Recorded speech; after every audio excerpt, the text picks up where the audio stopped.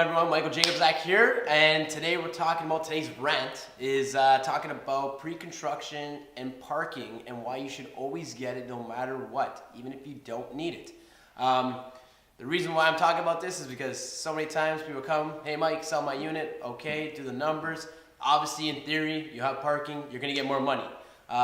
And depending on how well the building's done, there should be, a return on the $25,000 or whatever you paid for parking. Now, the reason why you want it is obviously, in theory, if you don't need it, you can rent it out. It's typically, depending on supply and demand of the building, people are always looking for parking spots, could give you 150, 200, and whatever the number is for the unit itself. So if you're not using it, you can rent it out.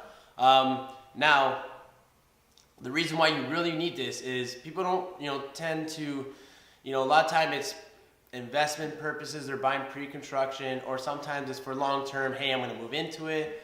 They're thinking, look, it's going to cost me an extra 25, 30 grand for the parking. I don't need it because I don't own a car. Or at some point, you're like, I'm not living in it. And, everyone downtown uses public transportation.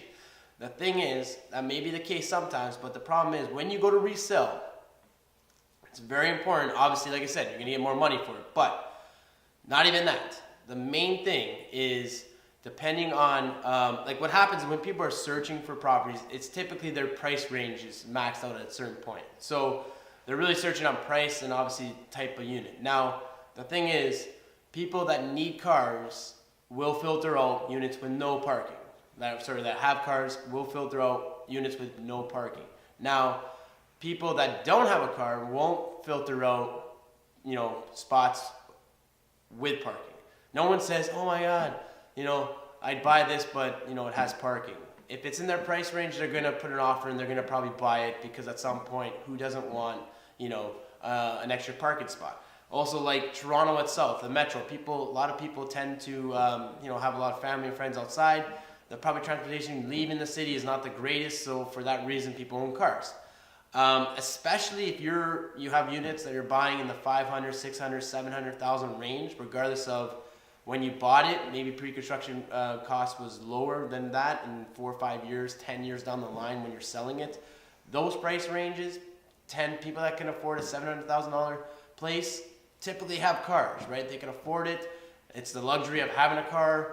Maybe it's a really nice car. They don't drive it on day to day, but they want to have it stored somewhere. So what happens is, like, you lower your tenant or your buying pool if you don't have that parking. And that, to me, is the biggest thing, because the smaller the market, the longer on the market, sometimes price gets beat up a little bit more, and that's why you see on some parking spots start going up dramatically with units, because it's like, hey, these are going for parking, with parking, and it's a very big asset, right? Especially in the city. It's so expensive to park anywhere, really. So definitely always get that. You'll thank me later. This is my rant for today. Hope you enjoyed it. Feel free to comment, like, share, and if you got any, questions or comments, like I said, let me know. Maybe we'll do a video about it. Catch you on the next one. Take care, guys. See you on the next one.